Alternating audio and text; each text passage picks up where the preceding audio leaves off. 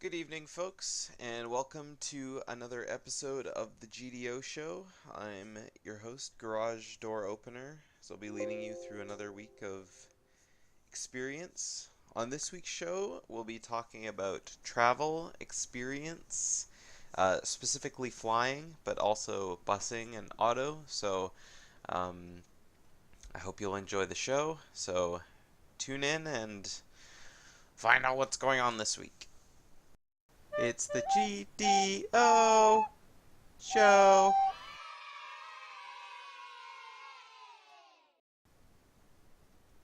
Well, hello, peoples, and welcome to another GDO show for the week. Um, a lot has happened since since last week's show, and I wasn't planning on recording the kind of show this week that I ended up recording. See,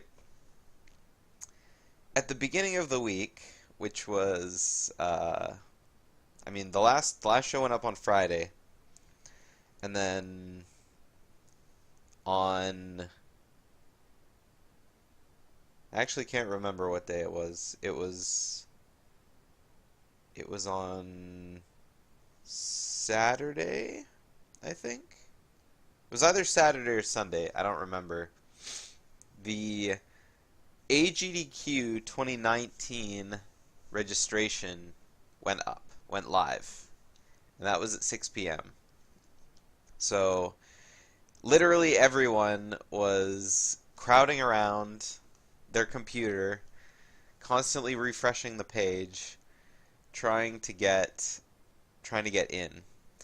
And it was a hilarious time because first off, like the moment the site went live, it immediately slowed down as to be expected. Like it was not to mince words or anything, it was definitely a gong show. Like like not only did the AGDQ registration fill up in like a few minutes as it usually does, but the hotels went live and they also were like done in a bit. And the hotel was like leaked the day before, and so a bunch of people tried to register hotels a day in advance and just like tell the people at the hotel, hey, can we get a room for, the GDQ event? And it was like, well, we're not supposed to, but I guess it'll make our lives easier if we do it today rather than tomorrow. And they were letting a bunch of people get rooms. But then they were canceling them on people because obviously people realized, oh wait, we're not doing our job properly, so we need to cancel all these rooms. And so that was kind of going around Twitter as well. But yeah, so they canceled all the rooms that were booked in advance, and then it was basically a free for all on the day of. And they went really fast. Like a friend of mine who was booking rooms that day, um, well, let's just say they were out of space like within 10 minutes. Within 10 minutes of the registration going up. Like it was very, very fast. I'm sure there was probably at least 1,000 people at the same time trying to like book hotels, or maybe not 1,000, but like 100 or 200 people. And when a hotel only has like so many rooms, I mean, of course they're gonna run out real fast. But I mean, that's just how it goes, right? So either way, I got my GDQ registration happening, so I'll be attending AGDQ 2019. If anyone wants to come to say hi, or if anyone is already going. Um, I don't remember the name of the hotel it is, but I always get excited for my vacations to the States because uh, I live in Canada, for those of y'all who don't know, but I'm sure most people who would be watching this know that, since I kind of have that information plastered everywhere. But yeah, I like the trips to the States for multiple reasons. Um, I mean, first and foremost, it's the gaming event in the hobby that I'm like all about. So, I mean, speedrunning is just my hobby, right? So, obviously being around a bunch of other speedrunners is really exciting. And a bunch of them, I know through Twitch, I know through just chatting on Discord with every day.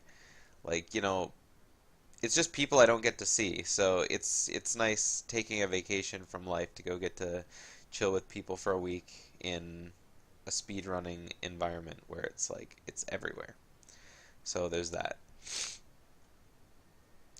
Second reason that I like traveling to the States is definitely the food. Um,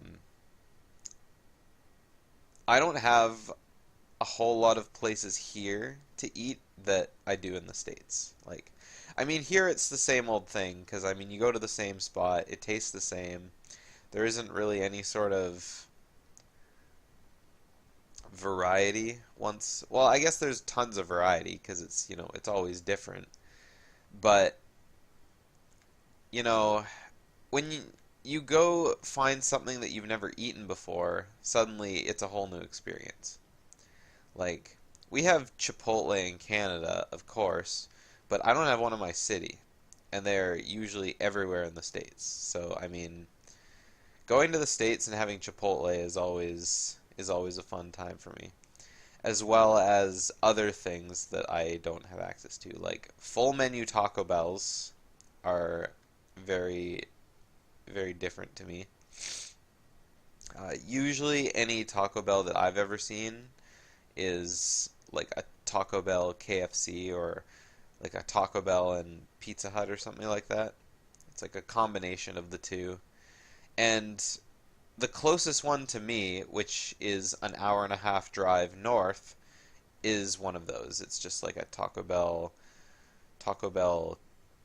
KFC hybrid, which isn't bad because you can get like I think KFC has some of the best fries around, but I mean you can just get their Taco Bell nacho cheese sauce on them kind of thing. So it's definitely interesting that way. So the food. Obviously, I'm all about food, and there will be multiple episodes about GDO Show talking about food starting next week, but I'll get more to that at the end of the show because that's something I want to just kind of elaborate on a little bit. But, so yeah, my trip to the States is going to be really good. Uh, like I said, I always enjoy it, but I can't really go anything more about that. Now, the part that I don't enjoy about it, and this is obviously the theme of today's episode, is how to get there. Because traveling to the States is, I mean, most of the time when I go to States, when I go to GDQ events, the events have always been right on the East Coast. This time it's in Maine, or Maryland, sorry. And, you know, SGDQ is usually in Minneapolis or around the Minneapolis-St. Paul area. And that's not nearly as far, but it's still too far to drive. Like, I drove to Minneapolis once with a friend of mine, uh, um, speedrunning friend, uh, and good friend Shiner CCC. He lives well, I guess he lives here now, but at the time he was in Regina, Saskatchewan, and he drove my car back home, and then I flew to him, and then we drove from there to Minneapolis, and then all the way back to Seattle. And that was a really fun road trip experience. We definitely stayed in a few seedier hotels. I mean, we only stayed in one really bad one. It was called Big Al's uh, Hot Tub Motel in Spokane, Washington. And I definitely don't recommend it. Like, it's definitely a safe hotel. Like, if you look at reviews online, you'll see reviews from like 2004, 2005 up to like maybe 2008. We stayed there in 2015 and the review was exactly the same. So it's like entirely consistent, but not in a good way. It's one of those, well, it's the same as it always been. It's the same as it has always been, but is that a good thing really? So, yeah, it was really funny staying in that place, but I mean, when we got to the hotel, we just like dumped our stuff in the room and we're like, yeah, let's just go to Starbucks and use the Starbucks Wi-Fi until it's like too late and we need to go to sleep. Because obviously we'd been driving for like 10 hours a day, stopping in little places to eat and be tourists and stuff. But but yeah, it was definitely funny staying there. But that was a car road trip. So I mean, it was expensive because both of us didn't expect to have to spend all the money to eat every day and gotta find a room every night kind of thing. So it was definitely a fun experience, but it had its drawbacks. So getting to GDQ primarily for me is usually by plane. And the plane is a necessary evil. I I really, really, really hate flying. Like, it's it's not like an irrational fear or anything like that that keeps me from liking flying, but it's just the movement of the plane I don't like, the noises, the fact that if anything went wrong, I would be plummeting thousands of meters down.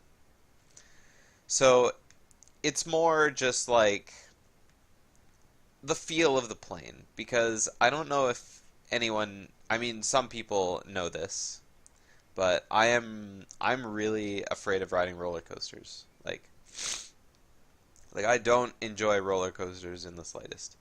It's not the side to side movement.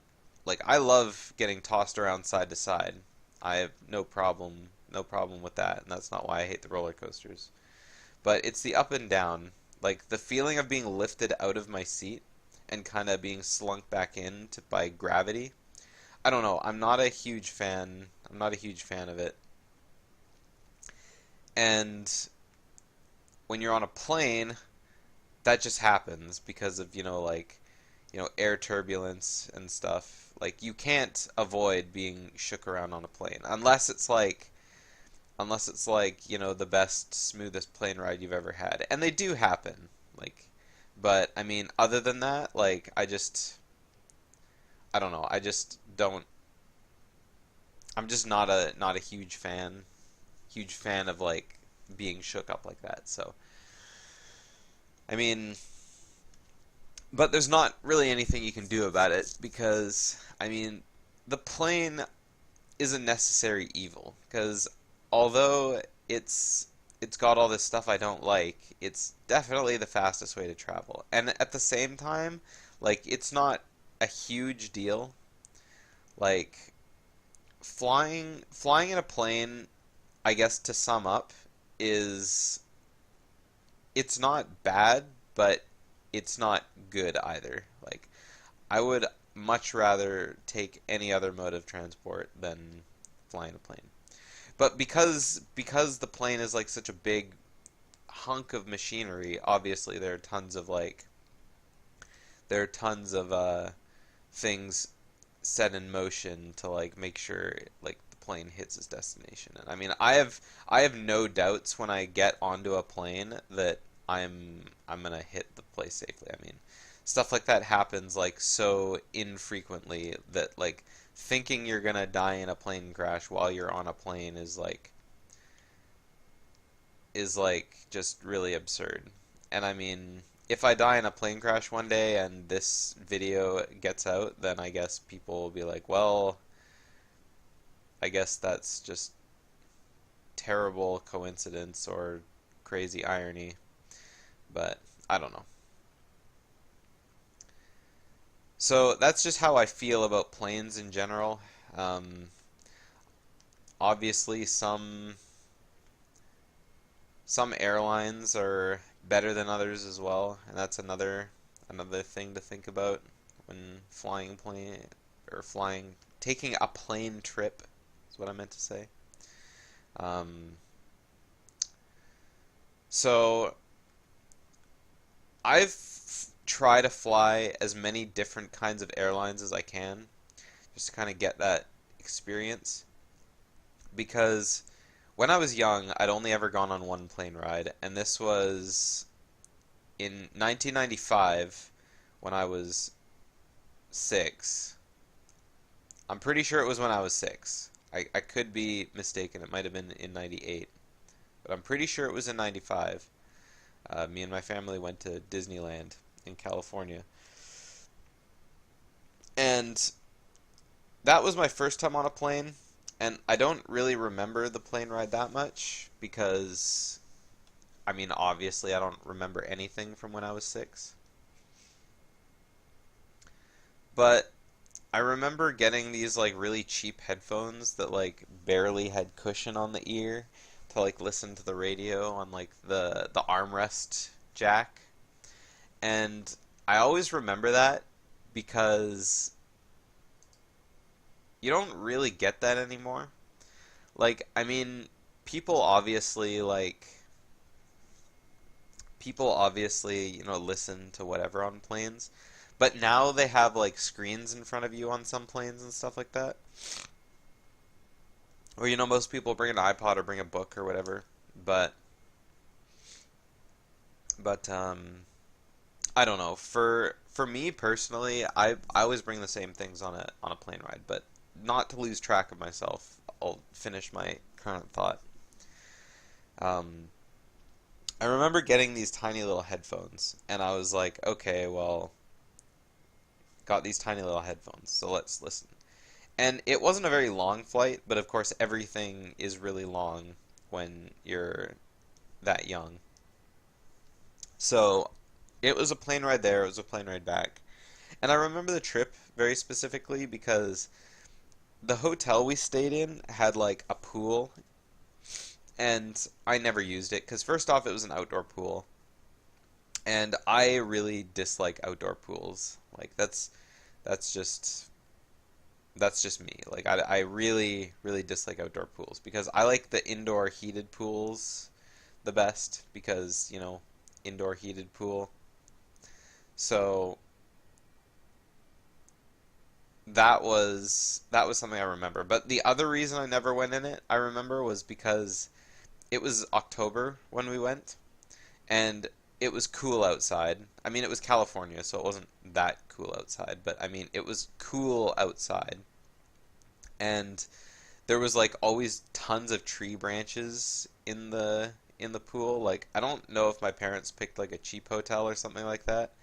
But anyway, there were like trees overhanging like the place we were at, and there was always like tons of branches and pine needles in the pool.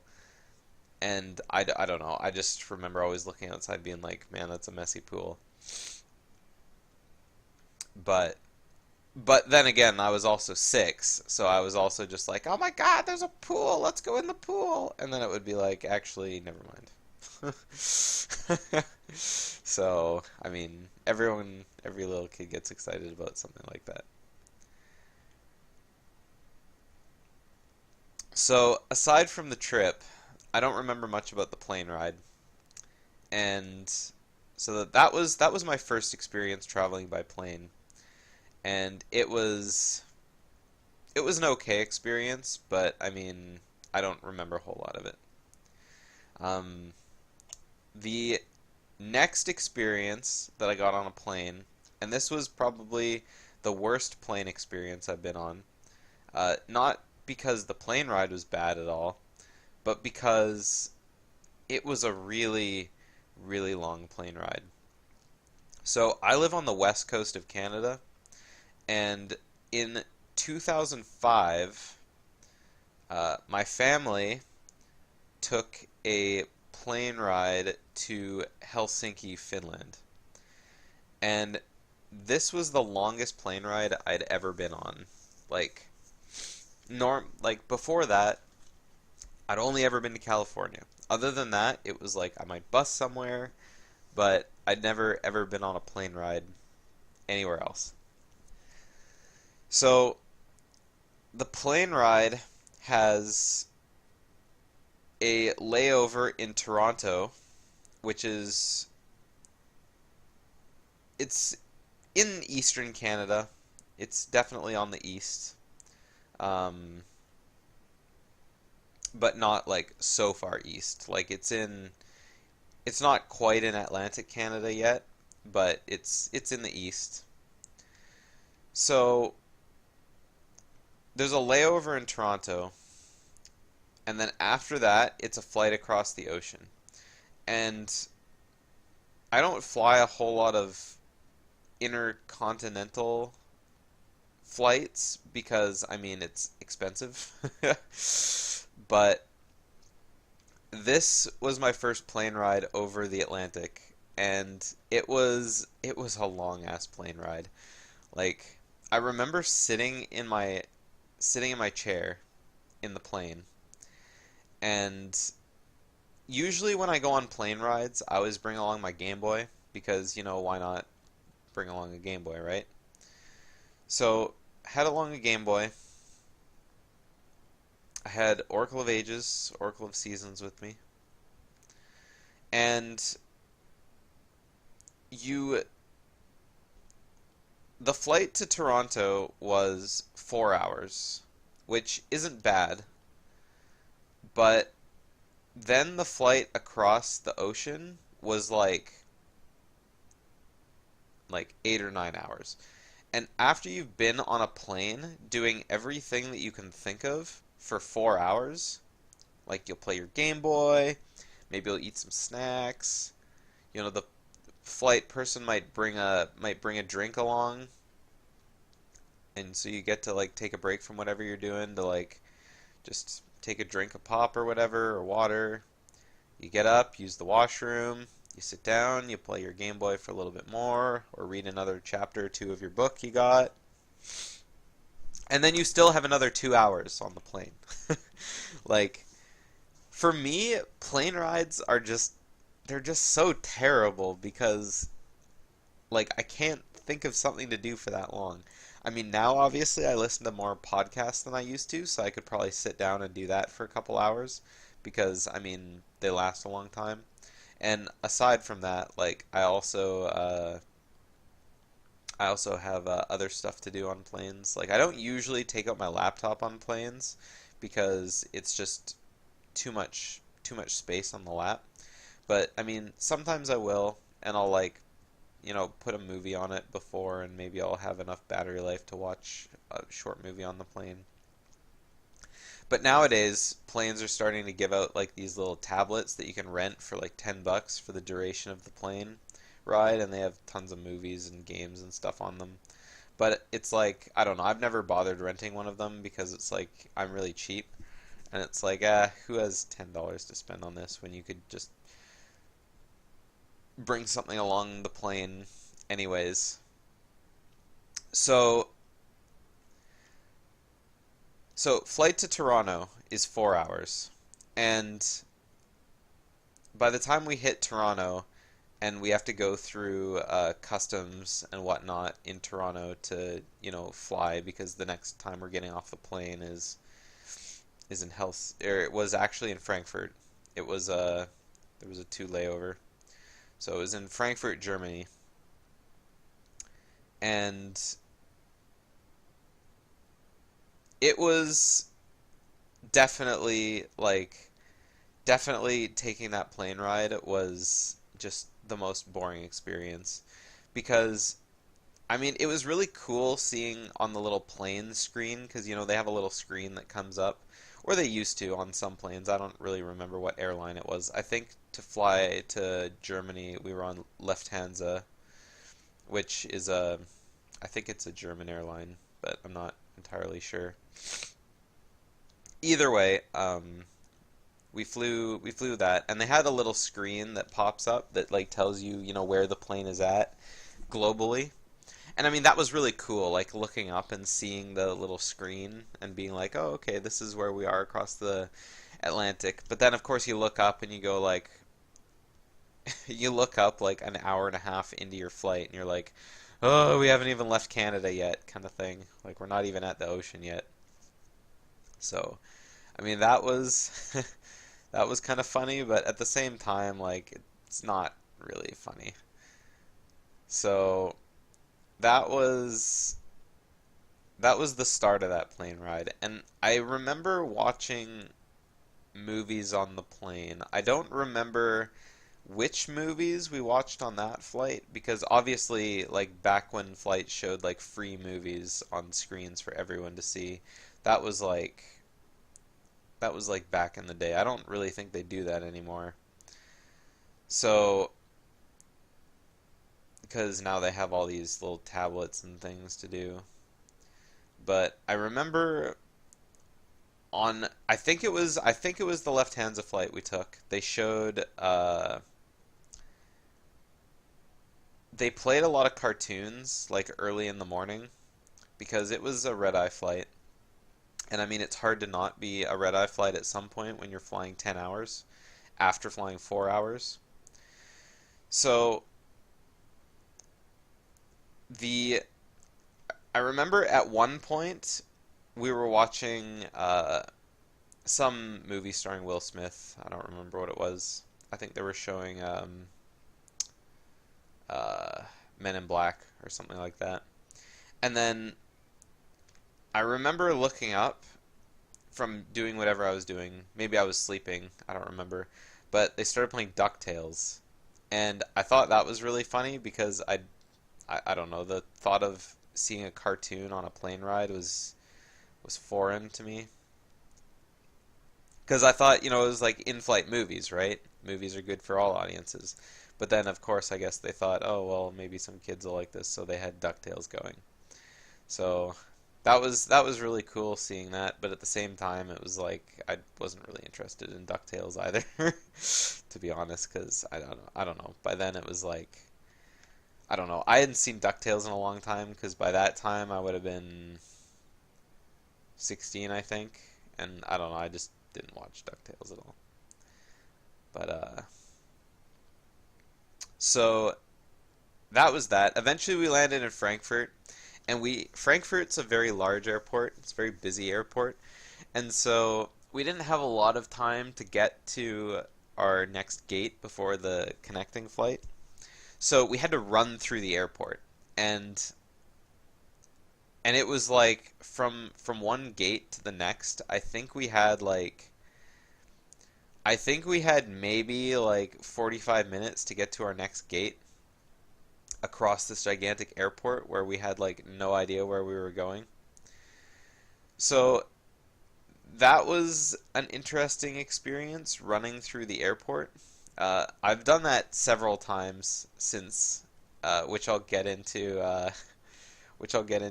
next. But but yeah, uh, running through airports I don't recommend. It's especially when you're in a hurry. Like you never find where you're trying to go ever when you're trying to be fast going through an airport. Like going through an airport is always just like, okay, just you gotta take it calm, take it, you know, as it comes. Look at your gates, look at everything you're trying to find, and just go. Don't don't think about it, just go. And I don't know, it's always really funny having to run through airports, except when you have to pass through TSA checkpoints, in which case just you may as well kill yourself right then because you're not gonna get there fast. You just have to deal with the bullshit that the airport deals out to you. So we get through the airport in Frankfurt, and I really like looking around airports because every time you land in an airport, you're usually in some place you're not used to, and it depends on where you're at. Like for example, when I go to the airport I usually transfer out of when I go anywhere is the Seattle Tacoma Airport because it's closest to me. And any international flights to the United States usually go through the Seattle airport rather than one out east because it just goes from here to Seattle and then Seattle to wherever in the States. It's just how it works for me. And I really like going through the SeaTac airport because SeaTac has really good places to eat. Like, I don't know if it's just me and my love for eating food, but I really, really enjoy, if I have like an hour to spare, there's always this one delicious breakfast place I like going to in the Seattle Tacoma Airport that has like really good breakfast quesadillas. So I don't know. I usually like just going there, right? So, and then of course there's other good burger places to eat too, and it's also very gate specific because some of the places to eat are only at certain gates. So it's you got to have that good RNG when you're going through the airport.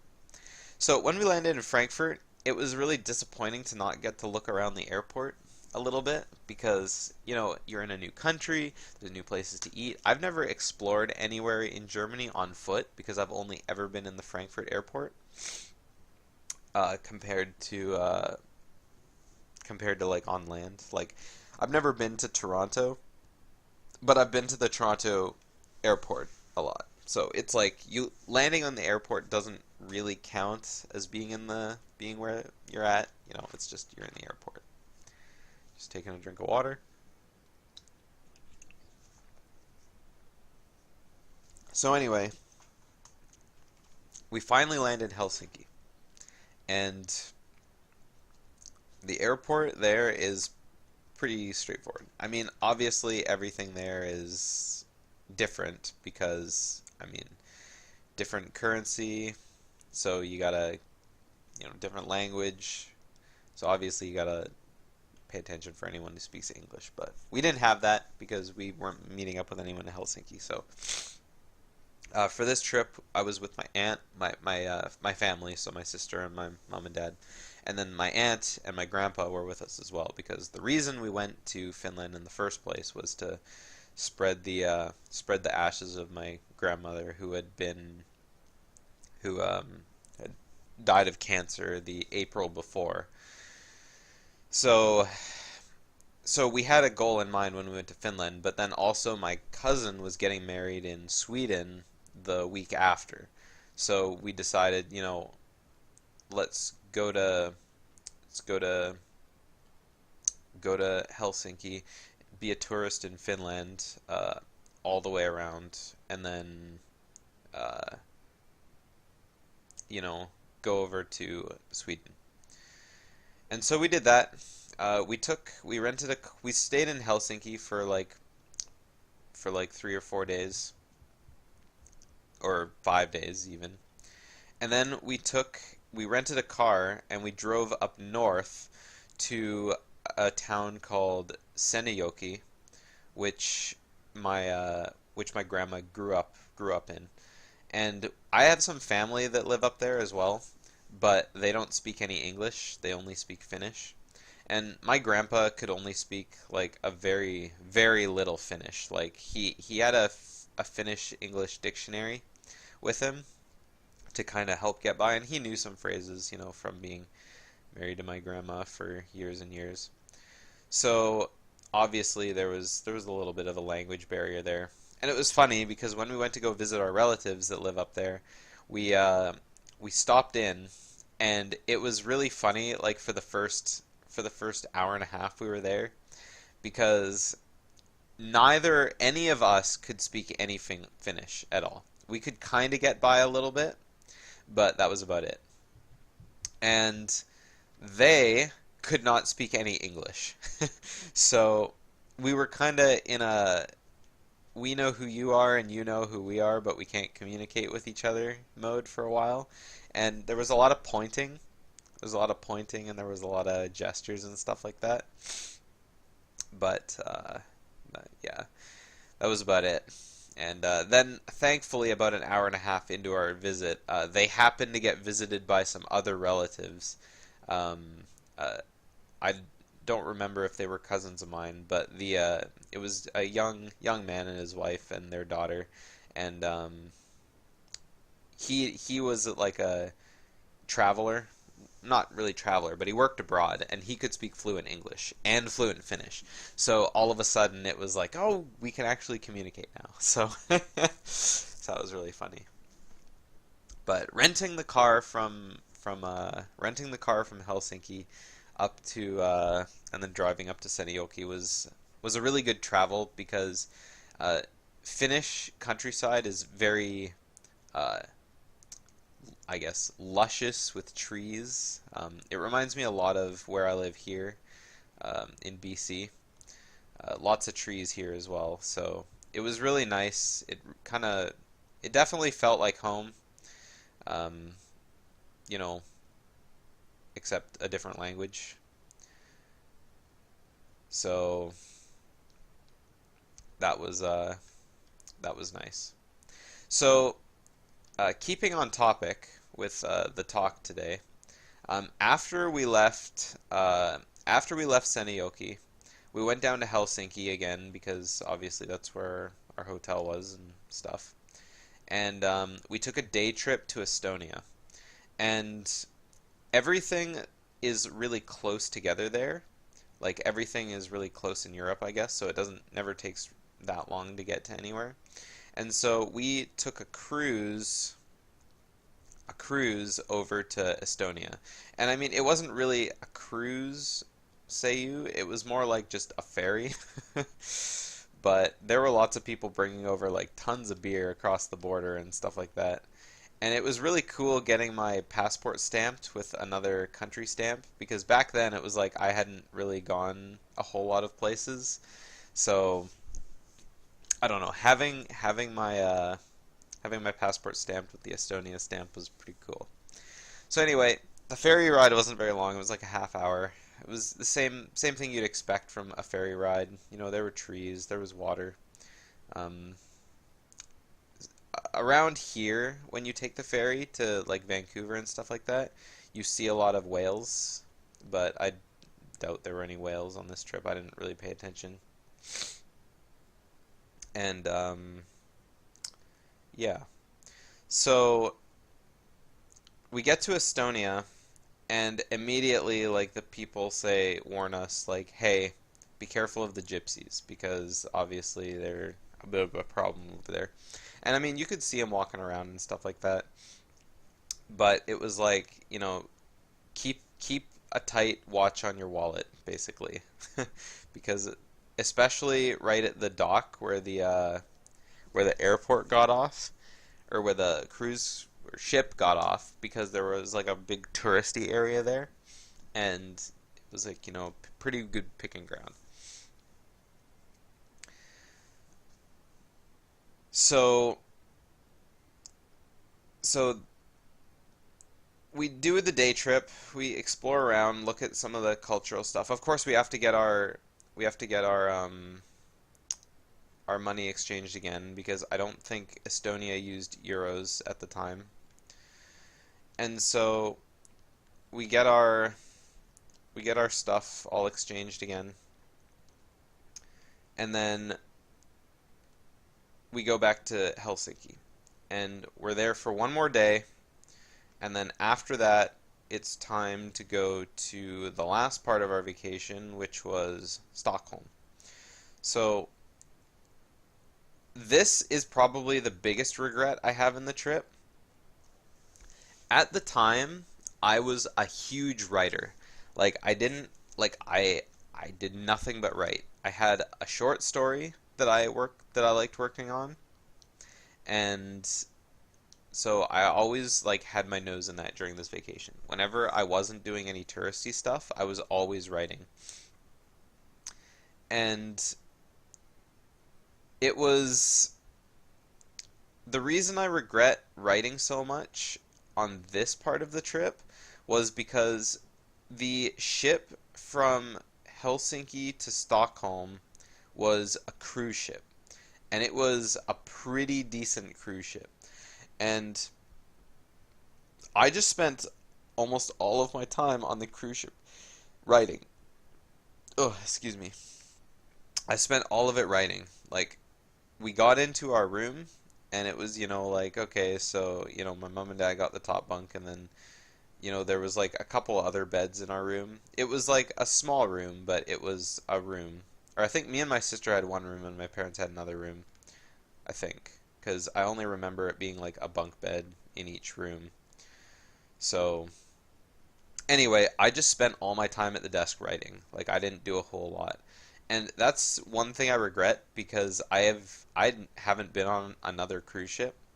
And it was like one of those cruise ships where, people would be eating, people would be dancing, there was tons of entertainment everywhere. You could go here and there.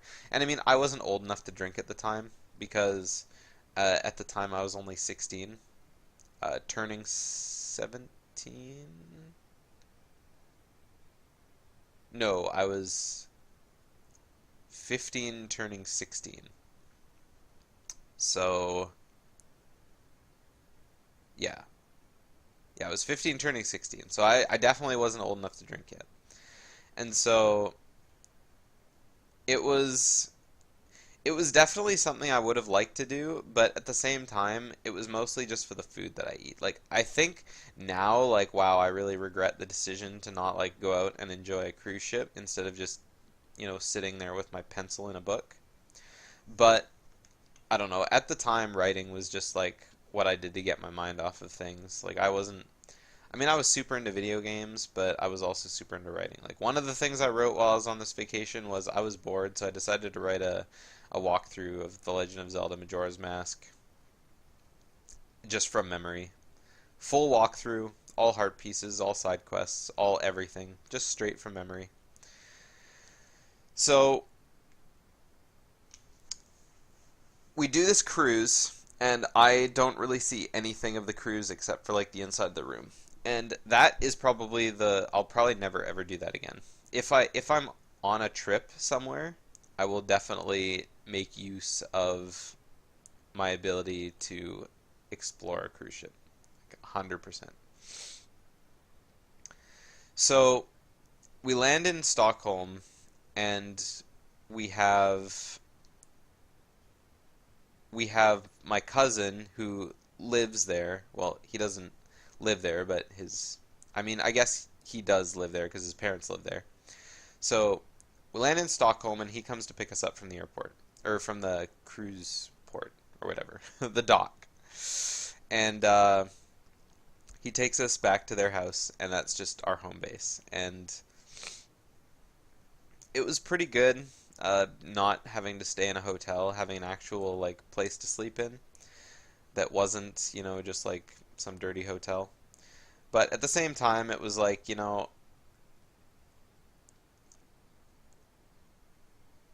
was I don't know, it was good. It was good being able to chill with family.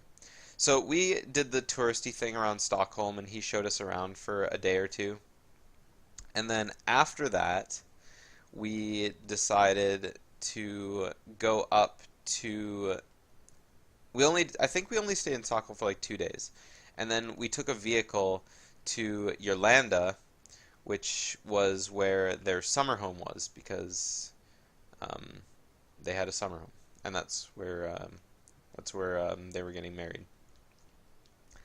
And it was really beautiful, like the drive up there. Like it was very, very tree-ish again, for lack of a better word. But it was also really cold because this was like almost all the way up Sweden. Like this was maybe mid country, and it was quite cold.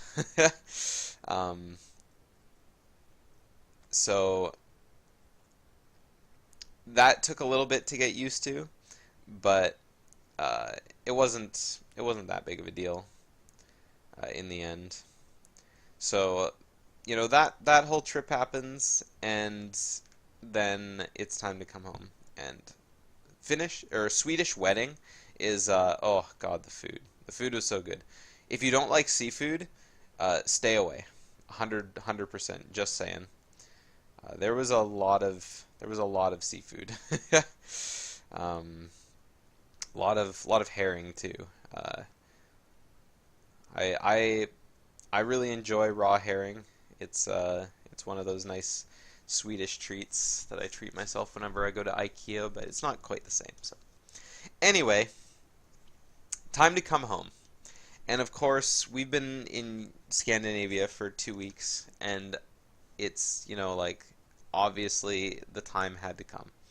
So it's time to come home, and the plane ride home is just daunting. Because, first off, I had been doing a lot of writing on this trip, and so I had a lot to keep me busy because started a I'd started a short story while I was there, and I don't think I have the notes for the short story anymore, but I remember the kind of basic detail, but I might get into that at a later time. I don't really want to tell too much about that because I would love to continue the story, but at the same time I'm not very good at writing or articulating words, um, like my boy Alpha Q Up. So plane ride home is about the same as it was on the way over. It's the same old blah blah plane ride. Um, I can't really say too much about the plane ride home. I don't remember much about it. The one thing that I do remember about it, though, and this is always really funny that I remember this part specifically, was we had a layover in London, and it was really funny to me stepping off the plane and hearing English people talk. Like, this was the first time I'd ever been around English speaking people in like a different dialect. Because I mean, of course, Canadians and Americans, and obviously there's some dialect difference and grammatical differences, especially just within the United States. But I hadn't been around that at this point either. And so being around so many British people all talking, and I mean, at that point I'd only ever seen British people on TV because I didn't really know anyone who was English at the time. But it was just really, really funny being around it, thinking like, oh, these people talk funny. And now it's like, who cares? But I mean, at the time, it was just really funny to me. So I always remember that. And then I remember looking around shops as well. And I remember specifically, I went into like a duty-free shop, and I didn't need to ask this question, but I don't even remember what it was. I was looking around the shop at something, and I asked, and it wasn't even something I wanted to buy. It was like a bottle of water or something like that. But I mean, I always buy bottles of water on plane now, but back then I was dumb. But it was like a bottle of water, and I asked the cashier, like, how much is this? Not because I wanted to know how much the bottle of water was, but because I just wanted to hear like the person talk in the British accent. And I mean, it's funny to me now, but back then it was just like it was kind of weird. So, so the flight from Stockholm to London wasn't very long. It was like an hour maybe. But then there was the long ass flight home. So the flight that we had home was from London to Vancouver, and this was probably the longest flight I've ever been on, like, to date. Like, this was, I think, a 12-hour flight, and it was not a good experience at all. Like, if you thought a 9-hour flight from Toronto to Frankfurt was like a long ass flight, like a 12-hour flight just makes you just want to die inside. Like, I mean, I know there are longer flights, like if you're going to like Japan or something like that, or China or something like that. But I don't know, for someone like me who like can't sit still for like that long, and I mean I can kind of now, but I mean I lose interest in what I'm doing. It was like, man, how am I like ever going to like do anything? And I did a lot of writing, But then I had, Game Boy to think about as well, and I had a book to read, and I had all this and that, but I mean, it really wasn't it really wasn't a whole lot to kill time with. Like, in the end, I had to just sit there and just write as much as I could and just hope, just pray that the time went by. And it did. It did eventually. But it was, oh God, it was just such a long flight. So that was, I mean, there isn't really a whole lot to say about the rest of the flight. Just, it was a long flight. Again, I think it was a Lufthansa flight, which they're not bad, but I haven't taken any of them recently, and flights have changed a lot in the last bunch of years, so I don't really know what to think of them now. But yeah, so that was that flight. That was, and I did talk a little bit about the vacation. If people want to ask me more about that, maybe I can do another show somewhere down the line on that. But that's about all the highlights, basically, of the traveling, anyway. Um, so I take that flight, and that was fine. So I'm thinking, okay, that's probably the last really long flight I'm going to be on. I'm not really expecting to take any other plane rides because, I don't have the option to travel that much because I don't like traveling alone. It's just, I guess it's a little anxiety, like what if something happens kind of thing. I'd much rather travel with someone, and even then, I like everything planned out ahead of time. I don't really like to do things in the moment. So, 2008 comes along, and I graduated high school the last year, and I get an email from my history high school teacher saying, "Hey, we have room to for you to come along to a field trip to Europe." And originally I thought to myself, no, I don't really want to go along on that because it's just, I don't know, I just didn't really want to go.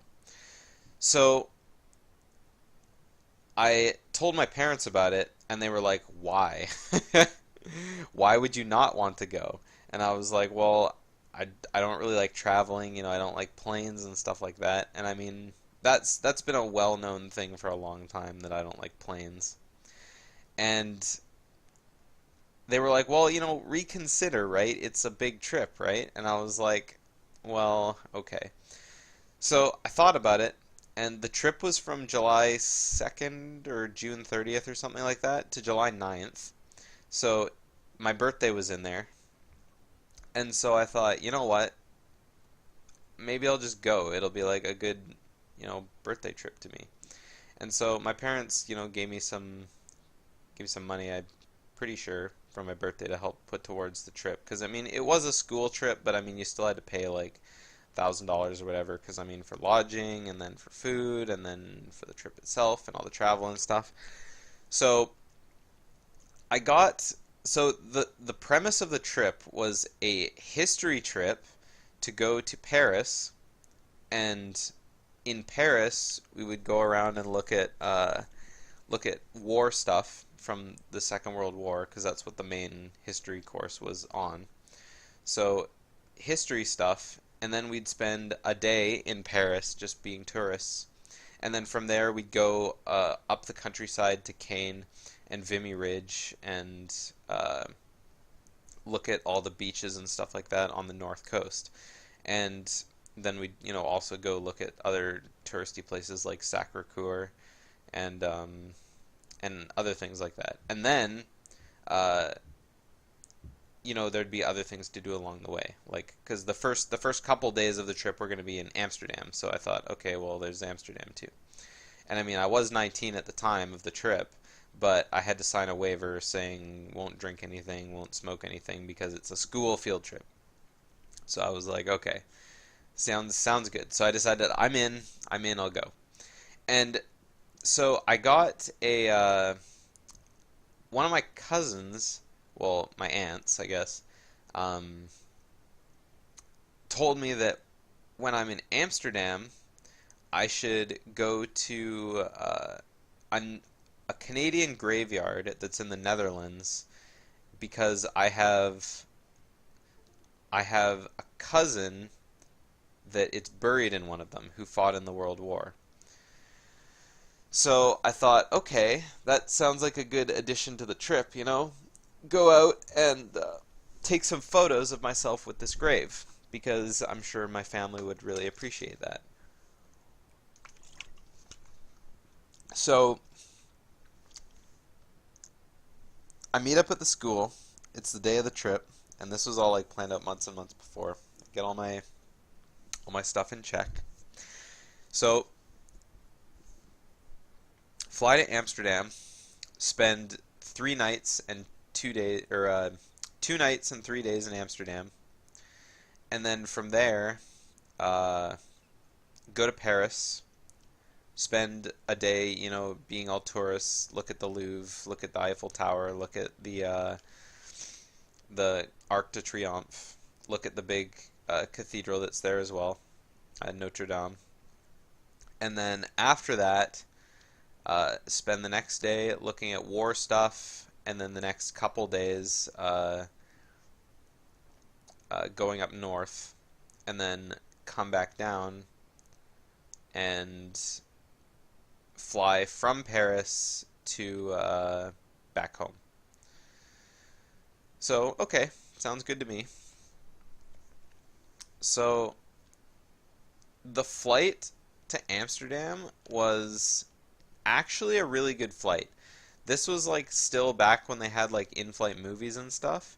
So they actually had some really good movies. I remember on the flight there they showed I Am Legend, which Will Smith movie, very good, very sad movie, but I think it's based on a book as well. So there was that. And then there was P.S. I Love You, which was another really good movie. And I don't know about you guys, but Gerard Butler is probably my favorite actor. Not just because he looks hot, but also because I think he's a good actor. Um, so Gerard Butler, um, P.S. I Love You. And that was the first time I'd seen that movie, and I mean it was very a formulaic movie, but I remember I didn't really have anything to do on the flight but like critique the movie because it was another long ass flight from I don't even remember where our transfer was. I think it was in Toronto again, Toronto, and then to Frankfurt or not Frankfurt, straight to Amsterdam. So that was that, and then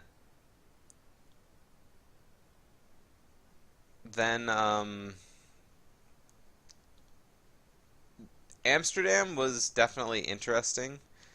We spent most of our time in the red light district of the city because it was just really compact and it was where all the interesting stuff was. Um, Obviously, and this wasn't apparent to me when I went there, the entire time it just smelled like weed the entire time we were there.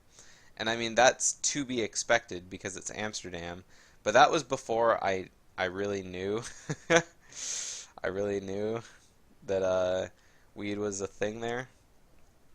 So it was definitely off-putting because I really don't like the smell of it. And yeah. So anyway, we spend time in Amsterdam, and then it's day 2 of Amsterdam now, and uh, we have a spare day because we did all the war stuff. We looked at all the museums and stuff like that, and looked at all the German propaganda that was going around at the time. So now it's time for just the day where we just walk around the city, go shopping, explore around whatever we want. So I tell my prof, hey, do you know what would be really fun is if I got to go out and see this Canadian graveyard because I want to go to it, and since I have the day, I'm going to spend the day getting there. And he's like, well, I'm going to come with you because that sounds really cool. So everyone in the trip was either just finished graduating because they were like the year after me, or there was me, and then there was one guy who was in the year before me. So I mean, most of the people in the trip were all younger than I was. So me, my teacher, and this one other student who graduated a year before me, we all decided, you know what? Amsterdam's great and all, but we're gonna go out to check out this graveyard. So I didn't expect it to be a long trip out there. Um, it it was definitely an experience, and this is part of the topic at hand about the whole travel thing. Um, I had Google Maps how to get from where we were staying in Amsterdam to this Canadian graveyard. And the thing that I didn't take into account when I used Google Maps was that nobody speaks English in Amsterdam. So we first thing we had to do was we had to take a train ride to another city in the Netherlands.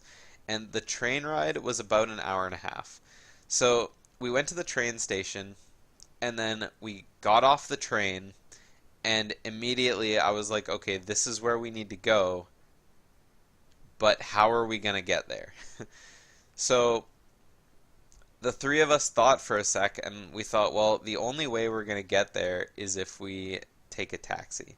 So it was at the train station. There were lots of taxis around.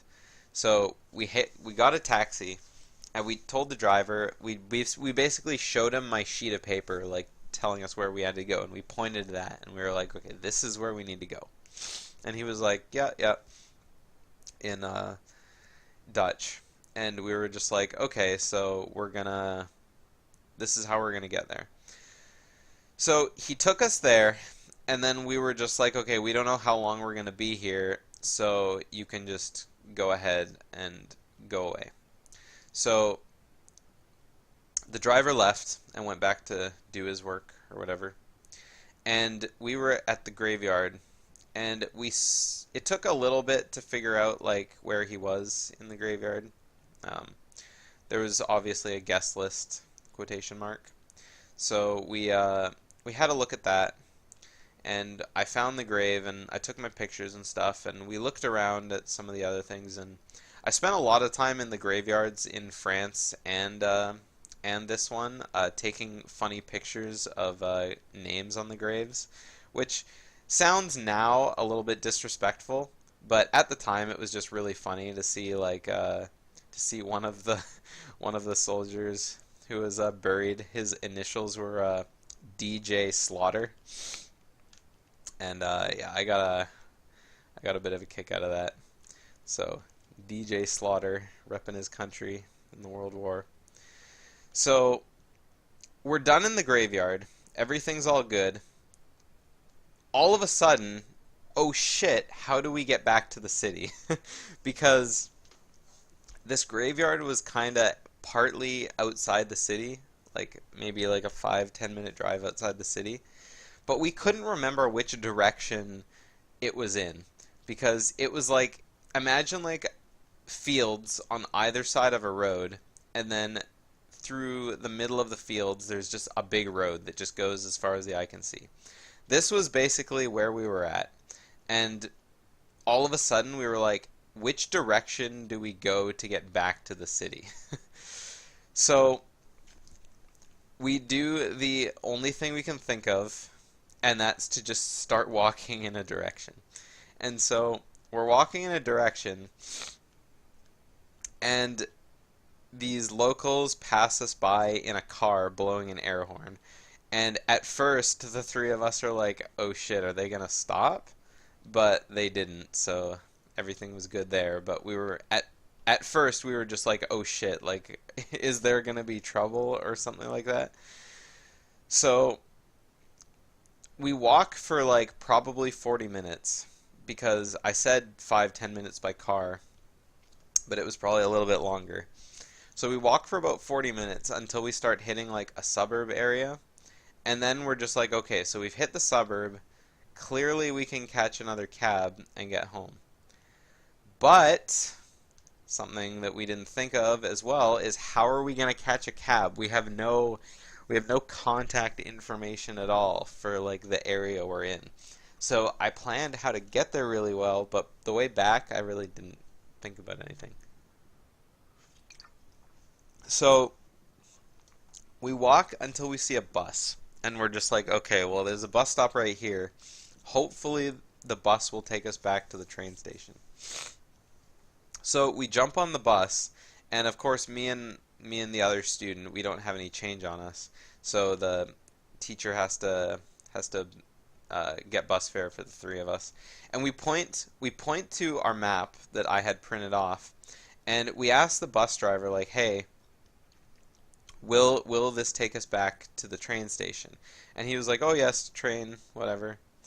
And I know that's not like a Dutch accent, but it's best I can do. So we know that the bus is going to take us back to the train station, and so we're just like, okay. So we get on the bus, and we don't know whether or not we're going to end up back at the train station or not. We just kind of trusted this guy and hoped for the best. Like, that's pretty much the quotation mark of this experience was, hashtag hope for the best. Everyone give me a hashtag hope for the best. So, or thanks, hope. So, anyway, we we get on the bus, and thank Jesus Christ, the bus takes us back to the train station. And I didn't have any way to get back to the hotel or to the Amsterdam in mind when I took us out, but the train station had a stop for Amsterdam. So it was like, hey, get off here if you want to go back to Amsterdam. And so we were all just like, thank goodness, let's go back, and then we can find everyone once we get back to the city. Because, of course, everyone had a statue to meet up to in the red light district, so we all knew where we needed to go.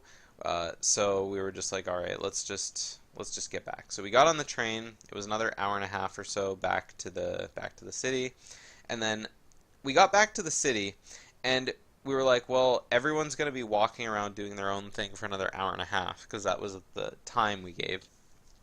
So we were like, let's go to a Waffle House. So we got to a Waffle House, and we had some really, really good breakfast waffles. It was like 5 p.m. at that time, but whatever. Waffles are kind of any kind of day food.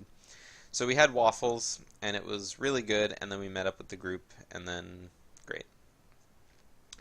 So now it was time to go to Paris, and this was on another plane.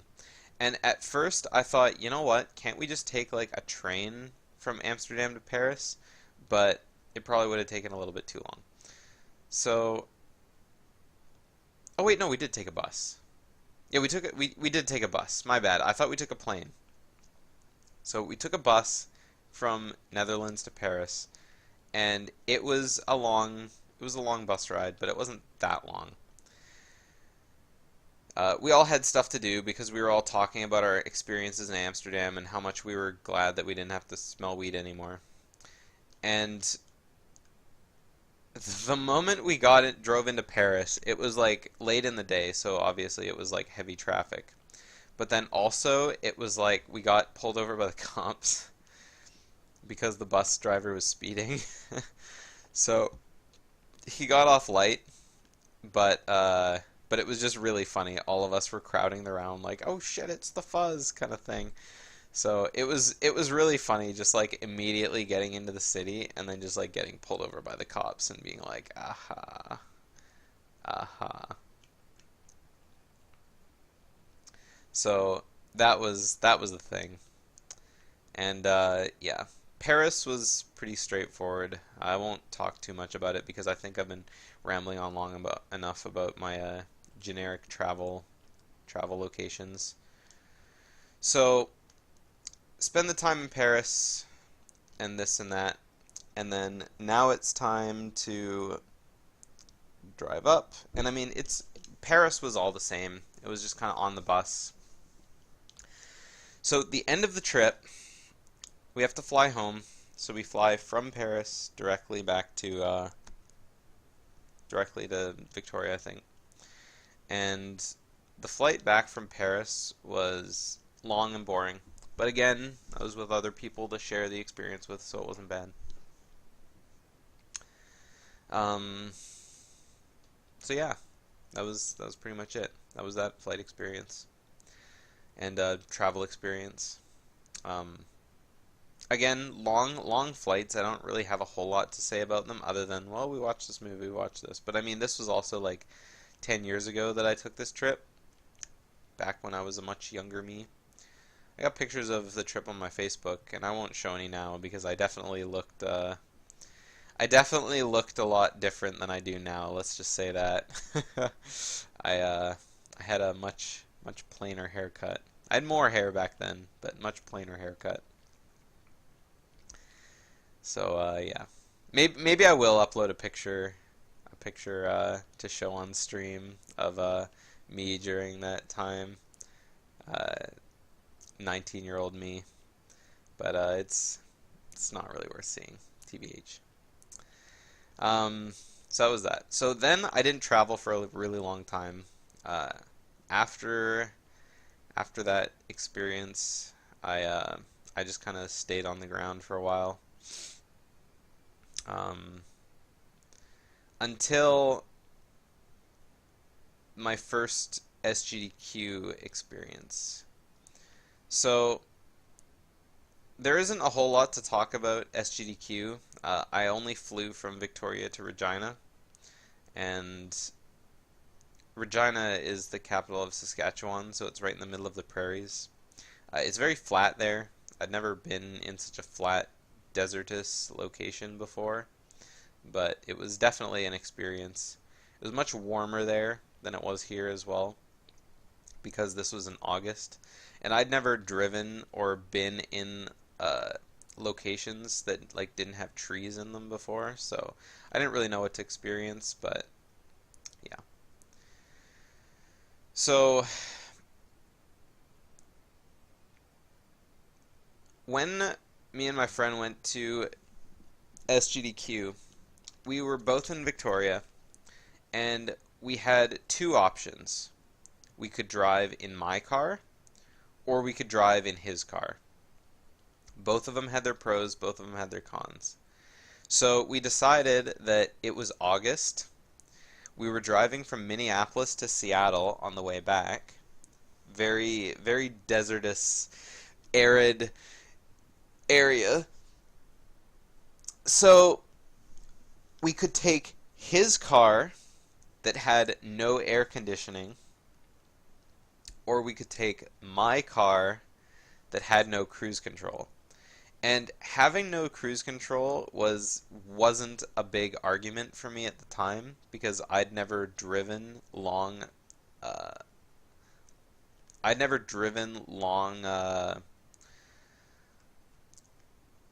expanses of flat area. So for me, it was like, well, there's nothing wrong with just driving without cruise control. So we decided to take my car, no cruise control. And in the end, I think we made the right decision, because it was really, really hot. And I'll get into that as we get to that part of the trip.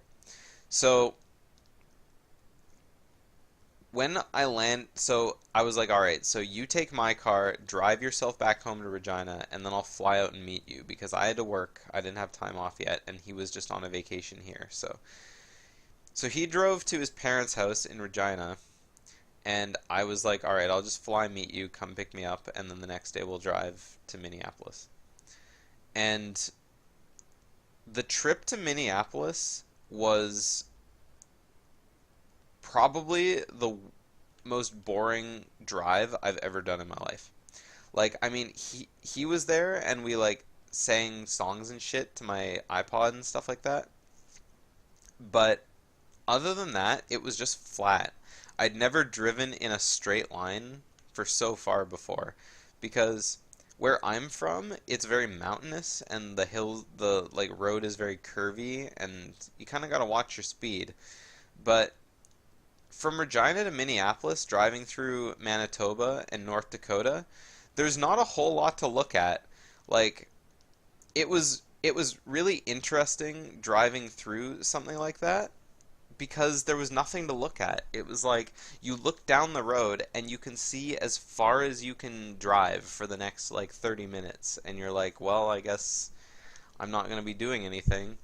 So we had to cycle driving on and off, not because it was getting like tiring to drive, like, getting tired, someone has to rest, but because your ankle got so sore driving. Like, it was it was really really weird driving for so long with just the same speed, not having to slow down for anything. And I mean, the speed limit was like 130 kilometers an hour or 150 kilometers an hour around. No, I think it was around 130.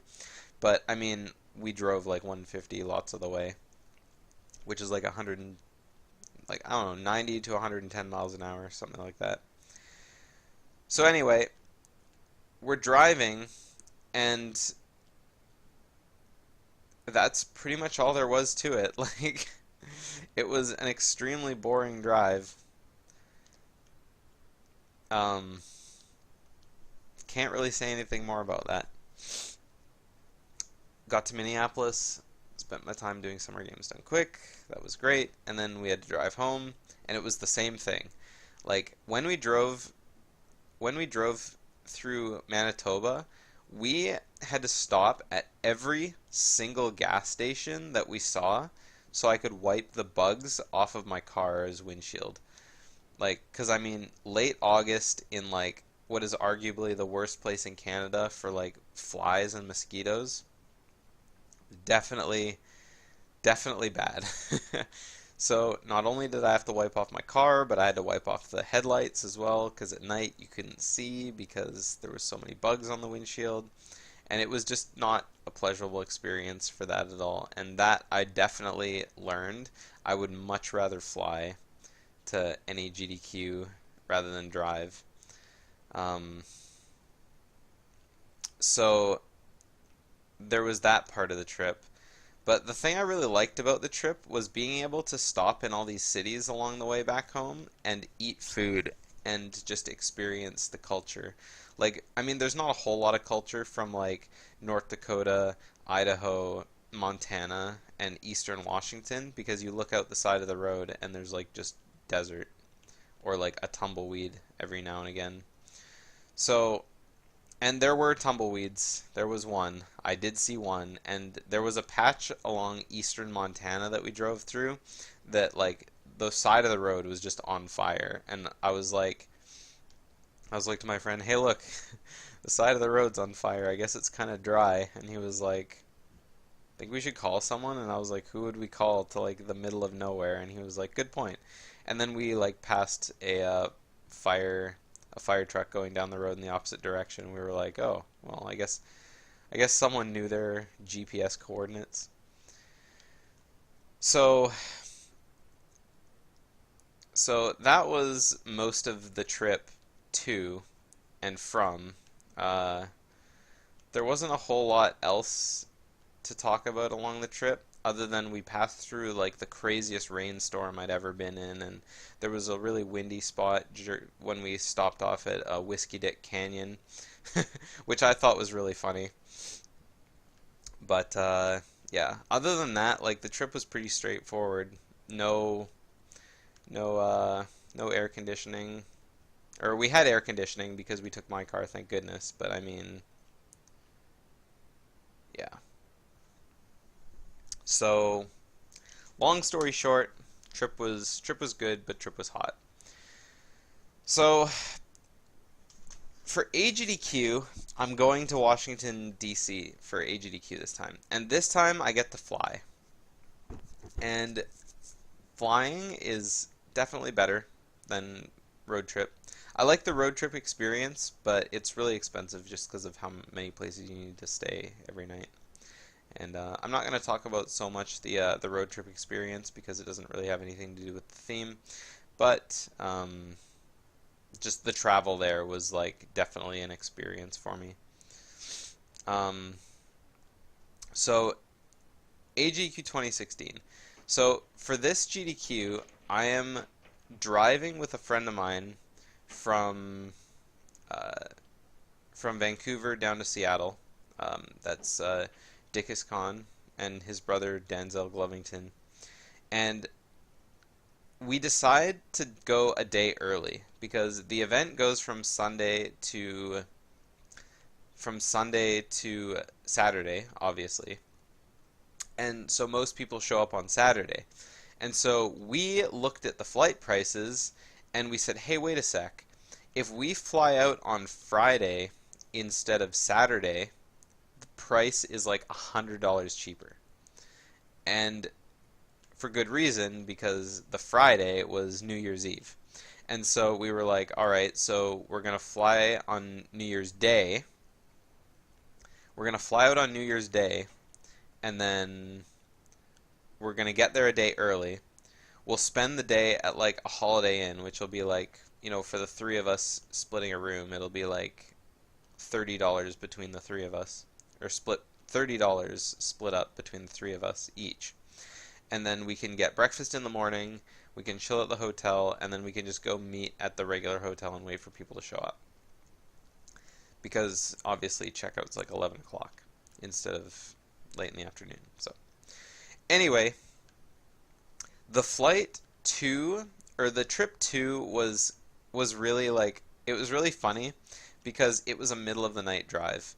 So we were at a New Year's party at Dick's house, and I don't remember if it was at his house. It was at someone's house anyway. No, it was at someone else's house. That's right.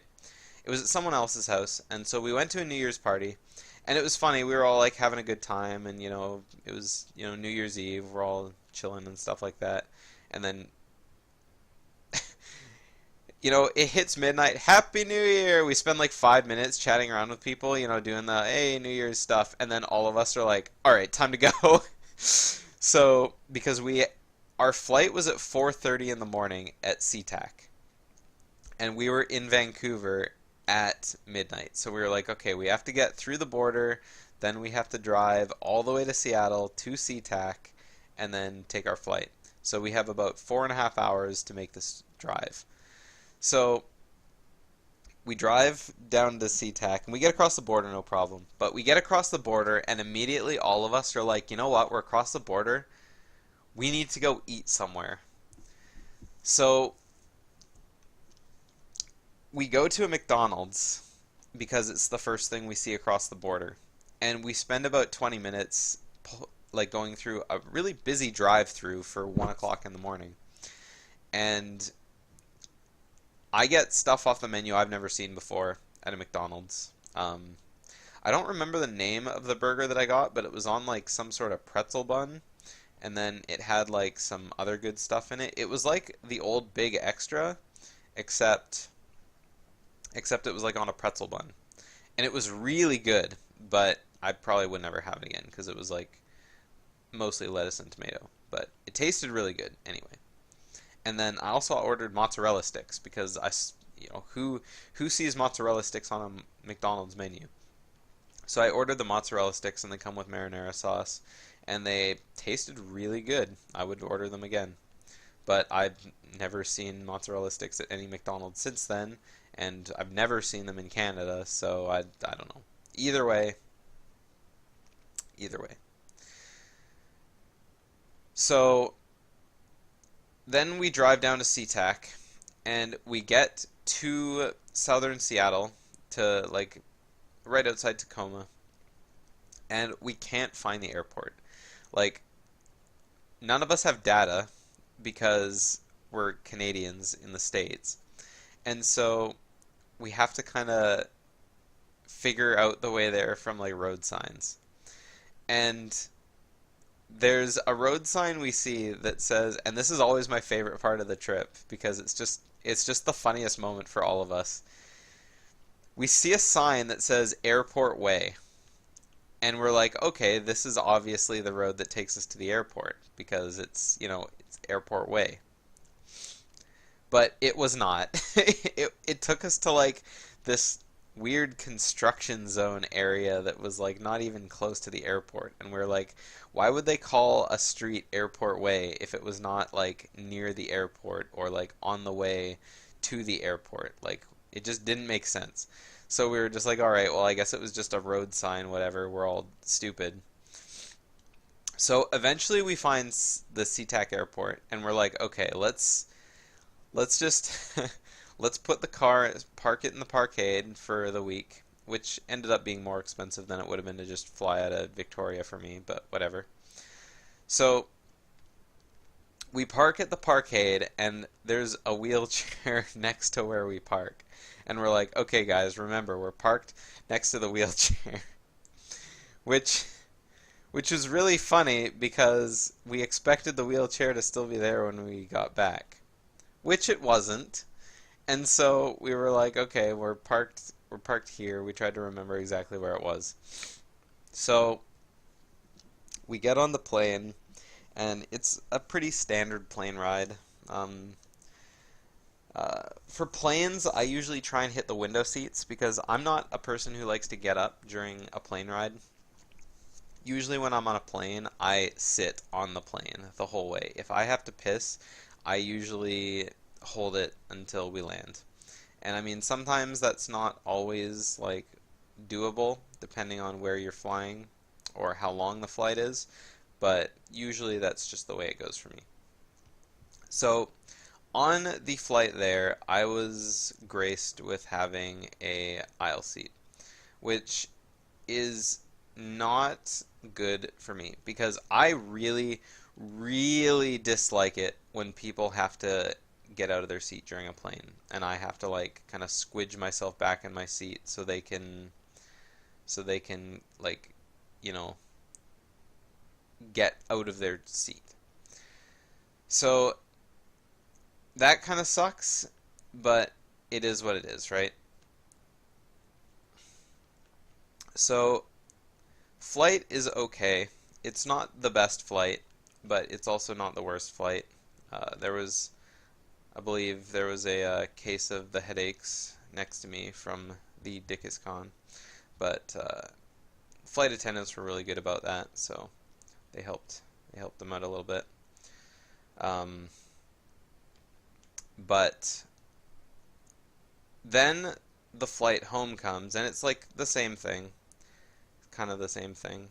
Uh, just boring flight. Don't do a whole lot. I have a tradition that I do when I take flights these days. I always bring my Game Boy with me, as I said earlier, but whenever I go on vacation anywhere, I always try and beat Donkey Kong Land 3 for the Game Boy because I don't know, it's a short, easy game that you can beat on a flight. Like if I have a 3 or 4 hour flight, I usually whip out Donkey Kong Land 3 and I'll play through the whole game, try and 100% it in the time it takes for my flight to land. And usually I can, but sometimes I get engrossed in other things. Like I have a list of things that I bring on airlines with me. First and foremost, I bring a snack. Uh, Usually it's banana chips or something that I can crunch on. Like I know it's kind of rude to other people on the plane to like crunch on something when they can't like, you know, not be around that. But, you know, it is what it is. People get bad flight RNG sitting next to me, then that's their problem. I don't bring like corn nuts or anything, but banana chips I like because I really like the taste of banana. So I like crunching on something that's kind of banana flavored like that. Hashtag banana flavored runs forever. So that's that flight. Not too bad. Um, I'm gonna skip forward because 2017 AGDQ and 2018 AGDQ, it was pretty much the same thing. You just get on the flight, you do the whole plane thing, and then that's pretty much that. Um, I always hate flying, so it's like, it doesn't really matter where I'm flying to or how long the flight is. It just getting on the plane and going through like turbulence and shit is just shitty for me. So anyway, SGDQ 2018. This happened only a couple months ago, so it's pretty fresh in my mind. I haven't done a whole lot about talking about airlines. I've only talked about like flight experience. Now, flight chooser, which is kind of a bad word, but the flight that you choose on an airline nowadays is kind of important because certain flights offer certain pros and cons. So for SGDQ, I took 3 separate one-way flights to my destinations because before SGDQ, I flew to Halifax, then I flew from Halifax to Minneapolis, and then I flew from Minneapolis to home. And all 3 of those flights I took on different airlines. And definitely definitely you can tell the quality in airlines. But some of it was probably also bias as well from those single experience flights. Things that you would experience on an airline, not because of the airline, but because you just got really lucky. So first things first is my first flight was from Victoria to Halifax, and that was with Alaska Airlines. And Alaska Airlines is probably the worst airline I've taken recently because they don't offer a whole lot for their people. Like Alaska Airlines is kind of like a, hey, you're in for the flight of your life, so get comfy and relax because you're going to be in here for a while. So Alaska Airlines for me is like the cheapest airline like ever. Like sometimes you have to take Alaska because it's a cheap airline, but it's also not that great. Uh, I remember back in the day when they used to offer you food on your flights because if you're on like a long flight, it's good to have something to munch on just so you don't die in your seat. But now everything is paid for, and as well, like even snacks, like your complimentary snack or whatever is just some shitty like bag of pretzels or whatever. So not not super exciting, but it wasn't super terrible either. So, it was a flight. Whenever I get on flights, I expect 3 things. First off, I expect, the beginning of the flight to be shitty because taking off is always scary for me. And then I expect to pay for anything I eat or drink on the flight, except for like the free, like, hey, what do you want to drink? But I guess drink is always free, but unless you're buying alcohol. But like uh, anything you eat on a flight, you'll have to pay for. And then the last thing is that the entertainment on the flight is like non-existent these days. So for Alaska Airlines, all 3 of them were there, and all 3 of them were shitty. Like the flights I was on was really good weather, so my takeoffs and landings were really nice, and that's always good for me because I really hate both of those. Well, actually, landings I don't really care about, but it's just I hate takeoffs. Except for that first like drop in descent, because like I said earlier, I hate being lifted off my seat. So there's that. So, you know, gotta deal with it sometimes. But then there was the next flight I took was Air Canada, and I took that from Halifax to Minneapolis. And Air Canada is not really any better than Alaska. It's another cheap airline, but at the same time, like they were pretty good. At least Air Canada, like I mean, this flight was really short. Like it was only like a 2-hour flight for me, so I didn't really get to experience a whole lot of it. But at least with Air Canada, like I don't know, it's hard to pick the differences. At least with Air Canada, the stuff that they had was a little more there uh, than with Alaska because like when they offered, the tablets, for $10, whatever. At least with WestJet, you have like at least with WestJet or Alaska, you have like, tablet to do something with, but I mean Air Canada, like they have it too, but I don't know, I feel like there's less on it. Like I saw other people like playing around with them and I don't know if they're the same or not or if it's just me, but it's just how it was. So the third flight I took was and that was the flight home, and that was WestJet. And WestJet, in my opinion, is the best flight for me to take. Like if I need to go anywhere, I usually try and look for cheap WestJet flights first, but uh, just because I've had really good experience with them over the years. Uh, when I flew to Hawaii last December, we flew WestJet, I think, and it was a really good flight. Like everything was great.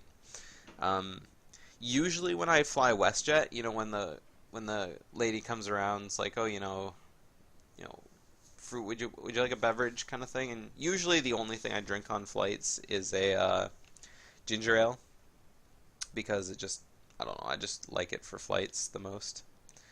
Um, so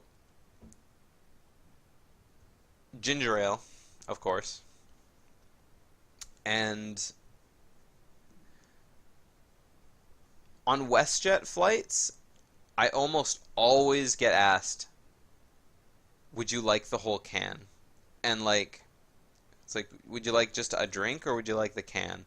And almost every time, like, who would ever say, "No, I don't want the whole thing?" Like, it's something to drink during the flight. So, usually that's a bonus. I find that the little snacks that they give you on WestJet are usually better too. Usually the stuff that I get is like, usually they have like some sort of salted almonds or whatever, maybe pretzels if you're lucky, kind of thing. But yeah, WestJet flights for me anyway are easily the way to go. But I mean, you can't always expect to get the cheapest flight on WestJet. And for me specifically, I don't fly for comfort. I definitely fly whatever's cheapest. So maybe one day, but yeah. Unless of course you're flying like with all the bonuses, like a free meal or something like that. Like I did that when I flew to Hawaii, and I usually don't take food on airlines that isn't just little snacks I'm doing because uh, me and a bunch of people I know have gotten lots of food poisoning from flights. So I usually don't eat eat like chicken or seafood on flights or anything like that. But I mean, again, that's just me. So again, out of all three, that's pretty much it. Um, that's pretty much all I had to say about flying for me. Again, it always depends, and usually, like, it doesn't matter. Like, flying is like that necessary evil that needs to be faced all the time because, again, it's the only way to get to certain places faster. And as much as I hate it and despise flying, and it just has to happen. So, um, it's definitely better than the bus. That's for sure. Because at least with flying, it's like the same thing, except you're just getting to your destination a whole lot faster. So, yeah. I've only ever taken the bus like a long distance once from Victoria down to Seattle to go see a show. Uh, Daniel Tosh was doing a show in Seattle one day, and me and a friend of mine decided to go check it out. So we found a good deal on a bus line and went down there. And that was my first time going to the States as an adult. That was like in 2013. or 2012 or 2013, and that was the first time I experienced American food. We went to a food court in the mall that was near where our hotel was at, and because we were walking around Seattle, being like, "Oh, Seattle," and it was definitely an experience in taste. Like, I I ate at three different places at that mall's food court for lunch because I was like, I just want to keep eating this fatty, oily American, delicious tasting food. Like it was so good. So that was that trip. Um, I generally avoid the bus in general. Talking about smaller scale transport now. I'm not gonna touch on this because I think I've been talking long enough today, but I generally avoid the bus wherever I can. I mean, obviously, drinking and driving is a no-no, so I don't. Whenever I go to a pub or something, I usually take the bus there because when you eat wings, you gotta get trashed on beers and Caesars. But that's just me. For those of you Americans who don't know what a Caesar is, it's very similar to a Bloody Mary, but it just has different ingredients. It's easily my favorite drink. Uh, it starts with a base of I mean you can serve it with ice, but I prefer it without ice. I take a highball glass and rim it with lime juice and then celery salt, and then from there you throw in you throw in two shots of vodka, or you can also use tequila in a glass, and then throw in some Worcestershire sauce, some Tabasco sauce, and then uh, and then fill it to the rim with clamato juice, which is like a combination of tomato juice and clam juice, but you can't really taste the clam juice. It's basically just tomato juice with like spices in it and stuff. But and then it's usually garnished with a pickled bean, but I mean lots of places garnish it with like meat and seafood and other things. It's definitely a spectacle to have a good like thing like a bacon wrapped jalapeno pepper as a garnish too. But it's good stuff. It's good stuff. Anyway, yeah, buses usually don't do it just because of the way they do it. Every place has different bus system too, and the way you pay. Like the way it works right here in my city right now is when you get on a bus, you pay $5 for a ticket, and that ticket is good for the entire day, and that is your bus pass. Um, they used to change it so that you could get bus transfers and stuff like that. And I mean, they don't really have transfers anymore because, like I said, you use your bus pass. Like you pay for your bus pass, and it's good for the entire day. But yeah, there's no zones or anything as well, or no special gimmicks. That's just how it is. So it's kind of shitty. They changed the way it worked a couple years ago, and a lot of people didn't like it because they were like, "What if I only want to take a bus one way?" Because busing used to be busing used to be $2.50 to go on the bus, and then you could get a transfer that was good for up to an hour, and people would be fine with that because I mean sometimes you need to transfer more than one bus. But then obviously you need to bus back home, so you need to get another one for 250 and then another transfer and stuff like that. And so eventually the city just decided, you know what, I'm gonna just I'm gonna just get rid of the transfers and just have the single bus fare, which is fine for a lot of people, but there was a lot of outrage coming out when it first started up because obviously people who are handicapped or only need to bus one way. Um, I mean, because there's a handy dart system around that gets people where they need to go, and then if it's not around, they can just bus. Um, so a lot of people were saying, well, what if we only want to go one way? And they're like, well, we're not doing that system anymore, so deal with it. So, I mean, I think a lot of people like the system the way it is, but I mean, it is what it is. Lots of people don't like it, so it's whatever. Um, so that's pretty much busing. I haven't taken the bus in a long time just because I like driving. I mean, driving is not the greatest either, but it's the best there is, technically. So, yeah. Um, so yeah, that's about it that I had to talk about for transportation and my experiences with that. Um, where you fly, how you fly, doesn't matter. Just do it. It's all good. Um, the the next couple shows I'm going to be doing, next week I'm going to try something new. I'm going to try doing a live show, and that's going to be interesting. I just want to try it live once because I don't want to really talk to chat so much because obviously I'm trying to limit that a little bit with how I do the show. Um, but I am not a YouTuber anymore. I'm definitely a Twitch streamer, and I have been streaming a lot lately too. So like, I don't know. I just want to be able to do the live stream experience like I'm used to. As well, I don't have to listen to the show twice because I record it once and then I have to play it back once. Whereas, I mean, if it's going on YouTube, it's not live anyway.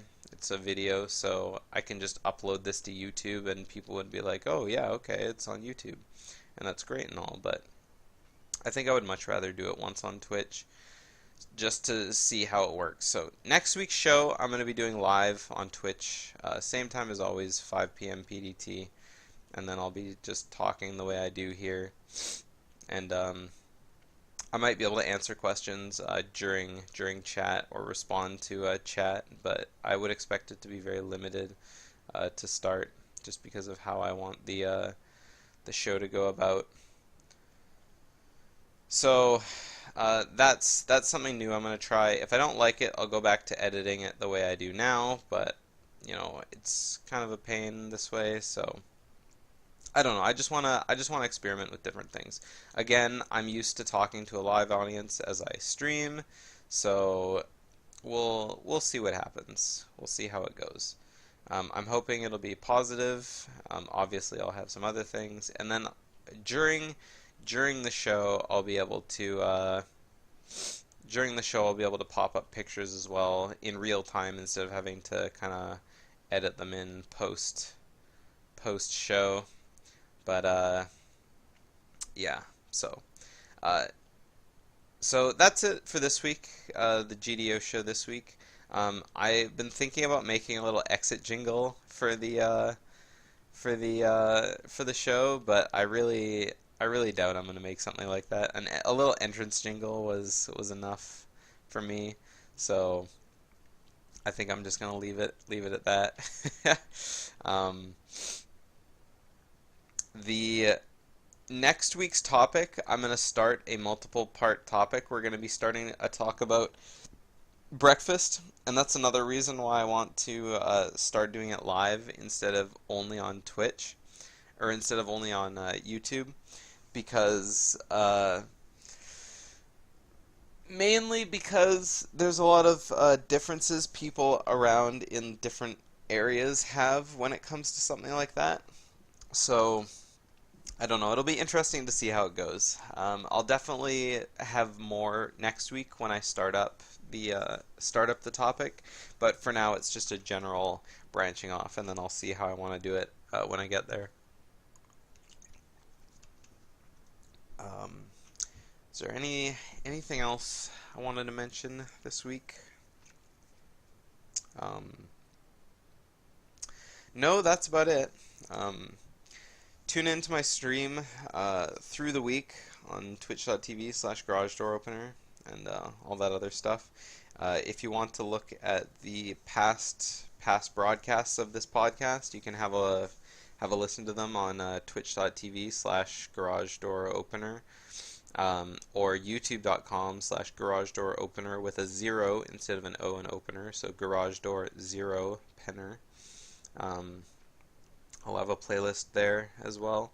And then for anyone on YouTube who wants to contact me about the show or messages or questions for the show, send emails to thegdoshow@gmail.com, or you can send a DM to me on Twitch, or Twitter, or Discord at Discord hashtag 765 or GDO hashtag 7659 on Discord.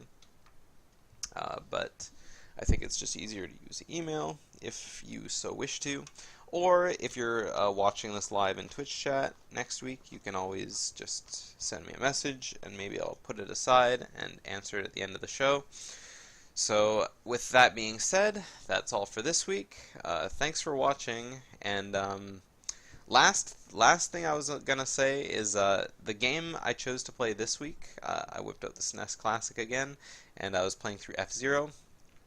During the talk here, I was able to get through all of the bronze, or the I don't remember what it's called, the first league, the Knight League, Queen League, and King League with 2 of the cars, and very classic game, very difficult game.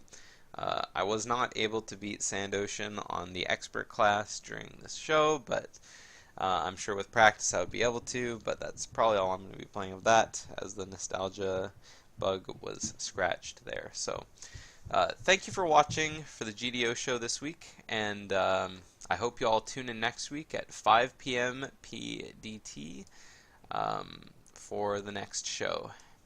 Alright, thank you and goodbye.